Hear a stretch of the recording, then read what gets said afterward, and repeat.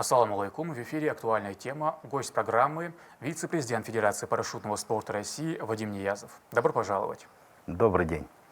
Вадим Владимирович, 2 октября в Центре воздушной подготовки Good Sky будет жарко. Стартует международные соревнования по точности приземления и финал Кубка России по купольному пилотированию. Как проходит подготовка к этим захватывающим состязаниям? Со всех сторон прошла подготовка.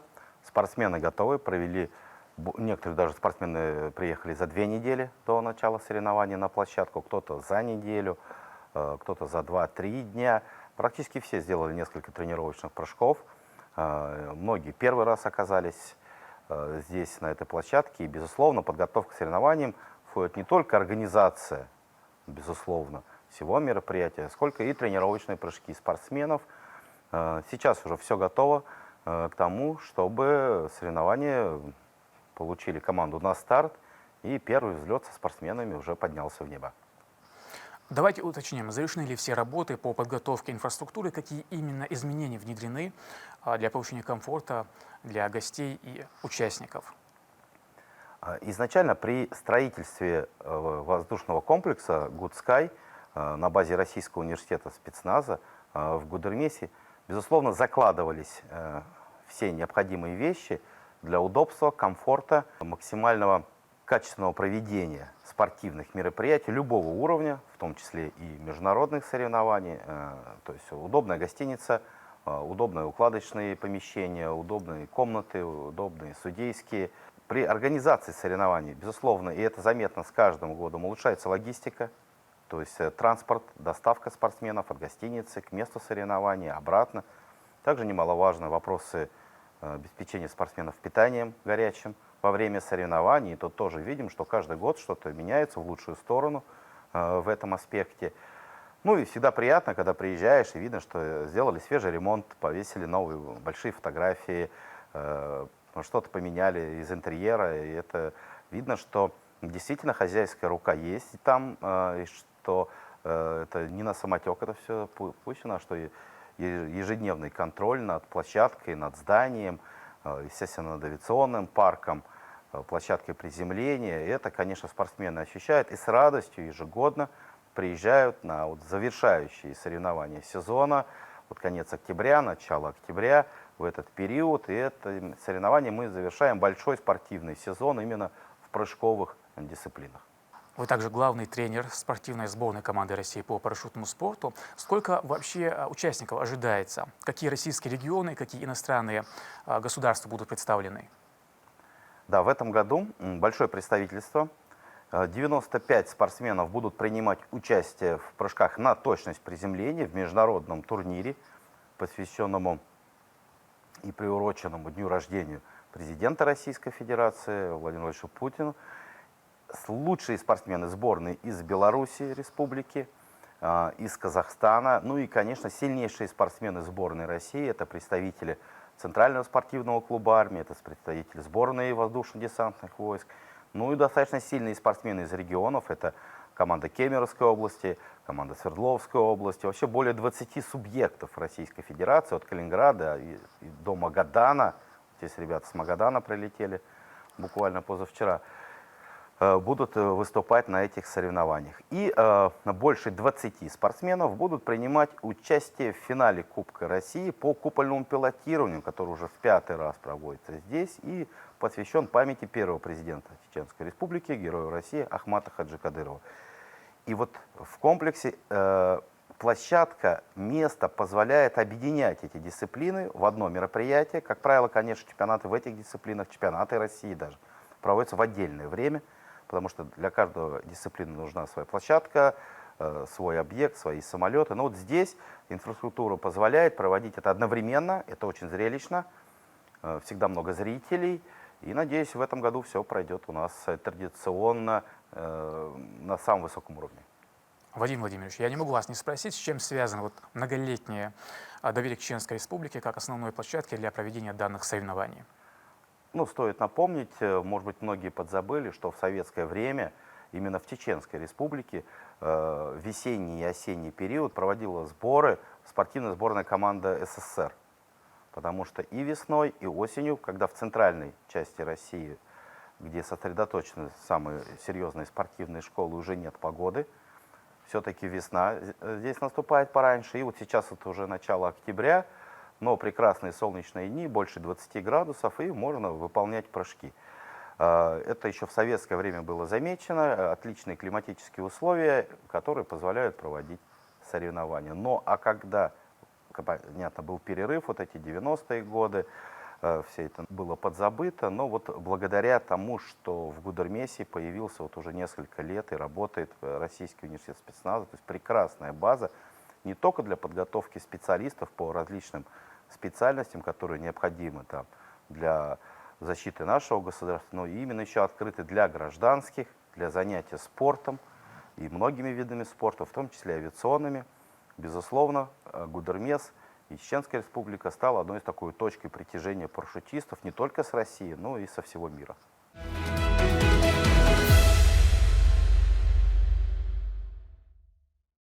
А как бы вы оценили динамику развития парашютного спорта именно в Чеченской Республике? Динамика положительная, и с каждым годом в рамках сборной команды страны появляется все больше спортсменов из республики. Уровень соревнований, безусловно, растет. И самое главное, что действительно этому уделяется внимание. Спортсмены приезжают на чемпионаты России практически по многим спортивным дисциплинам.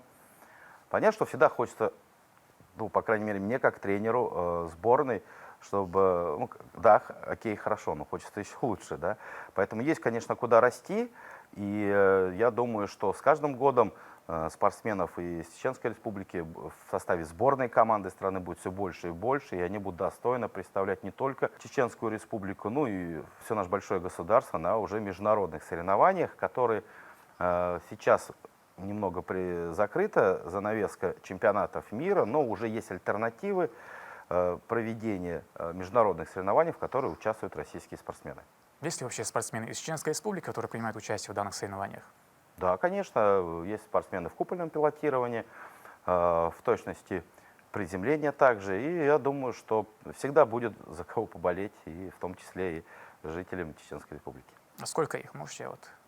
3 спортсмена в купольном пилотировании и 3 спортсмена в точности приземления. Каковы определяющие факторы успеха для спортсменов в парашютном спорте? Ну, во-первых, надо рассматривать, в какого уровня мы хотим достичь. Если мы хотим достичь уровня, ну, предположим, мастер спорта по парашютному спорту, то здесь, в принципе, можно заняться в любом возрасте практически. Там, до 40 смело можно начать заниматься парашютным спортом. Сейчас все больше и больше становится аэродинамических труб, аэродинамических установок, и прекрасная аэродинамическая труба диаметром 5 метров и там, высотой почти 20 метров также находится на базе Российского университета спецназа.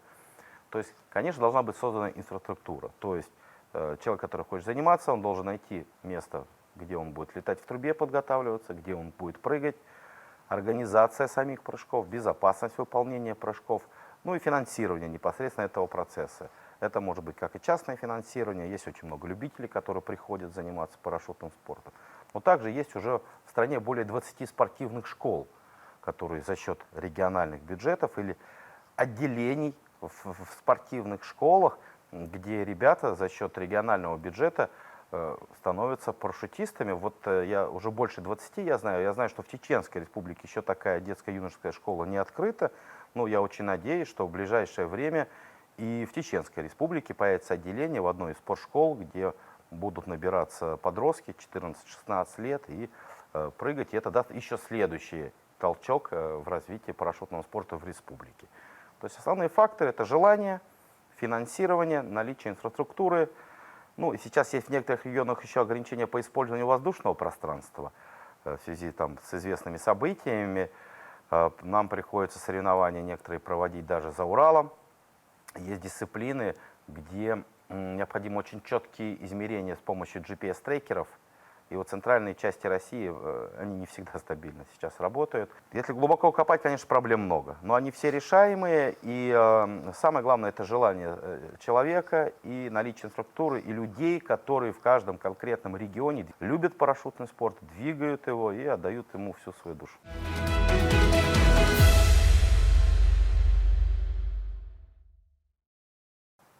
А соответствует ли подготовка спортсменов вашим ожиданиям перед стартом и какие вообще у вас есть ожидания от этих состязаний? По практике предыдущих соревнований, и на этих соревнованиях сейчас так и получится, основные конкуренты между командами, кто соревнуется, это, конечно, спортсмены сборной России и спортсмены сборной Беларуси. И вот во время проведения чемпионата России открытого, который был у нас в августе, белорусская команда обыграла российских спортсменов, там вот буквально несколько сантиметров обошла. Хотелось бы, конечно, чтобы сейчас наши взяли реванш и у наших братьев-белорусов все-таки забрали кубок, тем более всегда прекрасные кубки на турнирах, посвященном и в точности приземления, и в купольном пилотировании. И спортсмены с удовольствием едут, потому что эти кубки приятно поставить, показать всем. И вот ожидание такое, что, конечно, нам надо обыграть сейчас здесь белорусов. Ну а самое главное ожидание всегда у организаторов соревнований по парашютному спорту, чтобы соревнования прошли безопасно, без каких-либо серьезных травм и происшествий. Потому что все равно статистика в парашютном спорте существует, это достаточно опасный вид спорта, от этого нельзя тоже уйти на 100%. Ну, при хорошей организации все это сводится к минимальным буквально каким-то ситуациям. Как главного судью соревнований не могу вас не спросить, какие вообще сложности в судействе в парашютном спорте? Ну, самое первое, это, конечно, погодные условия. Если футбольный матч запланирован в 15 часов или в 19 начаться, и мы знаем, что он в 21 час закончится, соответственно, под это приходят зрители, под это формируются судьи, под это формируются телевизионные трансляции, под это все что угодно формируется в четкий выраженный тайминг.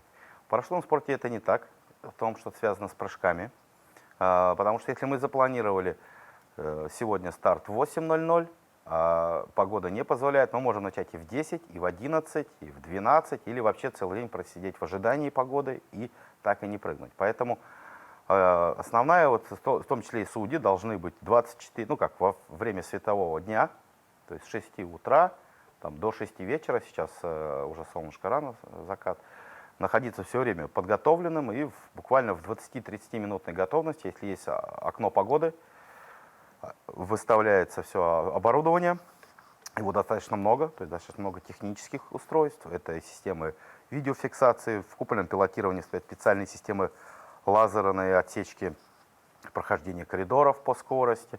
В точности это специальные электродатчики. Также специально привязана метеостанция, которая должна показывать ветер. То есть достаточно много технических устройств, которые должны работать. И всегда мы делаем, у нас есть резервные системы, тем более на таких крупных соревнованиях. И вот организация этого всего, оно не сказать, что это сложно, просто нужно все это понимать, знать, следить. И самое главное, конечно, это люди, это профессионалы, то есть более 20 человек, это судьи всероссийской категории со всей страны.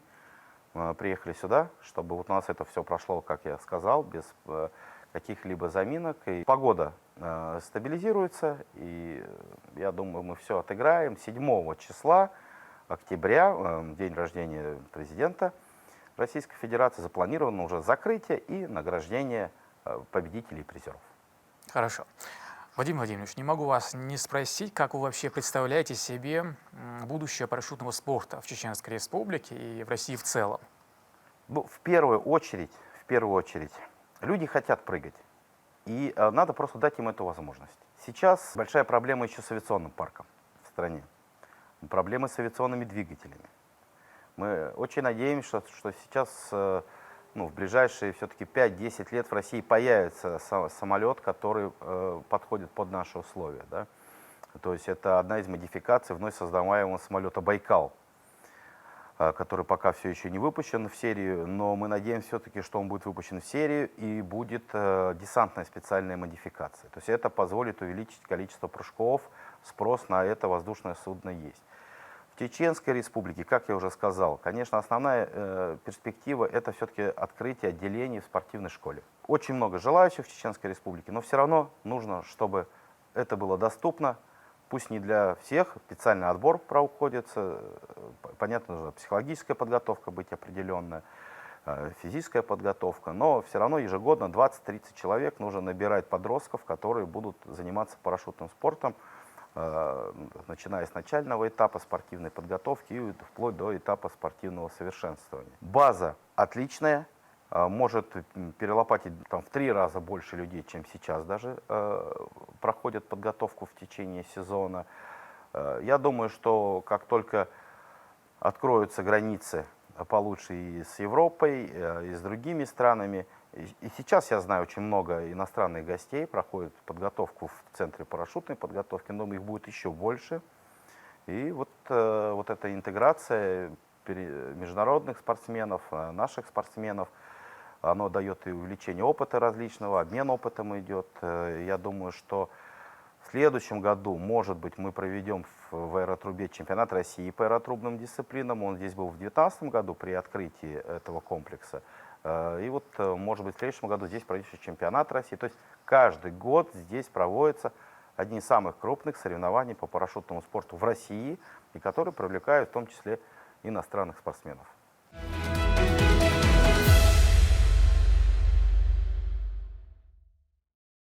Как побороть вообще страх человека, который хочет спрыгнуть с парашютом, но боится?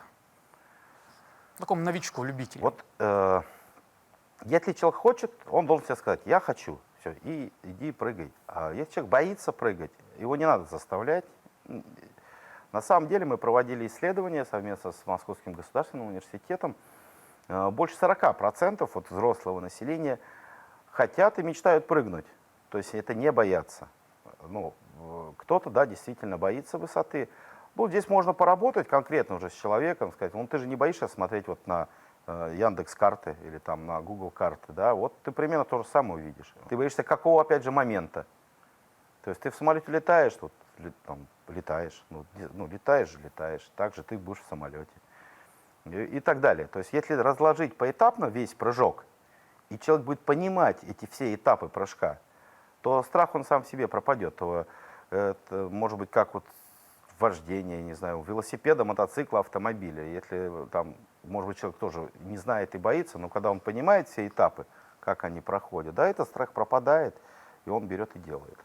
То есть у профессиональных спортсменов страха вообще нет перед Нет, прыжками? страх всегда есть. То есть такое, не то, что страх, такое беспокойство. Нельзя быть абсолютно на 100% бесстрашным человеком никогда. Тогда у тебя вот пропадает эта грань, ты все равно знаешь, что существуют определенные каноны безопасности. И это не страх, это понимание того, что нужно сделать так, как положено. А вот это бесстрашие, вот давай мы сейчас сказали, так нельзя делать, а ты все равно нарушил и поехал на красный свет. Ты что, бесстрашный, что ли? Ты боишься или не боишься? Нет, ты выполняешь правила. И вот эти правила нужно выполнять. И ты должен понимать, что если ты их нарушишь, то тогда что-то произойдет. И я по своему опыту прыжков, я помню, я больше боялся, ты же в небе не один, ты должен понимать, с кем ты сидишь в самолете, кто эти люди, чтобы они там с тобой не столкнулись. И вот если ты не понимаешь, ты лучше откажись, перепишись в другой взлет. То есть если ты не понимаешь весь план своего прыжка, то лучше его не выполнять.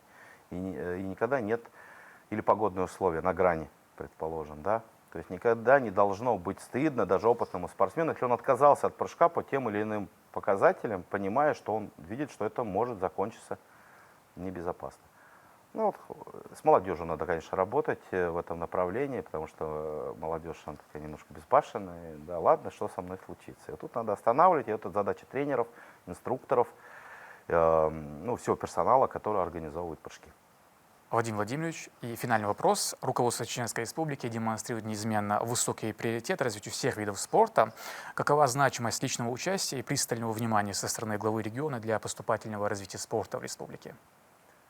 Ну, мне человеку как со стороны, конечно, может быть, неизвестны все мелкие детали, но когда ты все равно смотришь на то, как развивается спорт в республике, безусловно, видишь, что здесь в первую очередь это глава республики, который лично приезжает, вот я знаю, на футбольные матчи, я хоть и не футбольный фанат, но когда я вижу, что глава республики находится на футбольном матче и лично поддерживает свою команду, вот он понятный результат. Мы, конечно, не говорим еще о материальных всяких финансовых поддержки региона, именно спорт своих профессиональных спортсменов и не только профессиональных, детских, юношеских школ. Конечно, это заметно. И это заметно в том числе и в парашютном спорте. Глава Чеченской Республики сам лично несколько раз приезжал на наши соревнования, наблюдал, как это проходит. И, безусловно, соревнования бы не состоялись бы, если бы глава Чеченской Республики лично бы не поддерживал, и вся его команда, которая бы не поддерживала и не переживала за то, чтобы все было организовано с самой лучшей стороны. Я всегда возвращаюсь отсюда самыми теплыми, положительными эмоциями.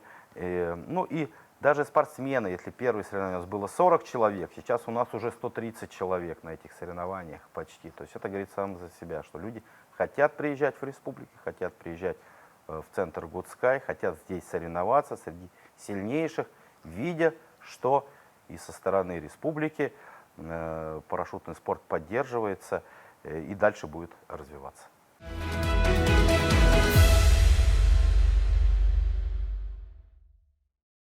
Вадим Владимирович, спасибо вам за познавательную и интересную беседу, что нашли время. В эфире была программа «Актуальная тема» Адикейл Маршал.